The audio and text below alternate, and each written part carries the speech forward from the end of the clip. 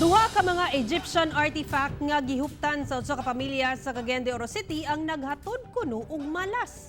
Kung ngano tong sa pinagi sa report ni Cyril Chavez live. Cyril. Yes, Sarah, human nga naabot ang mga artifacts sa ilahang panimalay, ubay-ubay ka mga kabtangan ang nangawala.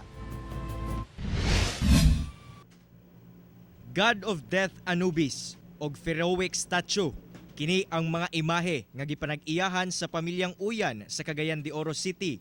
Napalit nila kini sa ilahang trabahanteng pintor sa kantidad nga 2,000 pesos. Sumala pa ang maong mga butang replika kuno sa mga cursed objects sa nasud Egypt. Nagtuo ang pamilyang Uyan nga nakahatag og malas kanila tungod sukad kuno nila kini naangkon. Aduna kuno'y mga gamit nga nangawala silang panimalay.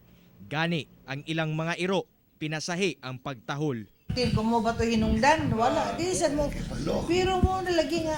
Sa mga iroa nga. Sige, wow. Busa tungod na balakasab sila nga basin kinawat ang maong mga butang ug aduna kini tag-iya. Ila kining gi-turn over ngadto sa kapulisan. Sa ilang balay na ay mga unusual nga dili maayo nga nangitabo.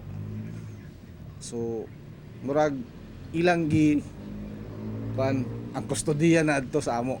Mas gusto nako nga i-post ninyo nga kini siya nangita og tag-iya. Kung tinuod man o dili ang malas ngatod sa maong mga artifact, nang hinaot ang maong pamilya nga makita kini sa tinuod nga tag-iya. Sarah, para sa mga tagtungod, mamahimong maklaim ang mga maong artifacts sa Bulwa Police Station ingon man ngadto sa museum kung asa kini nakatakdang i-turn over. Sarah. Okay, daghang salamat Cyril Chavez.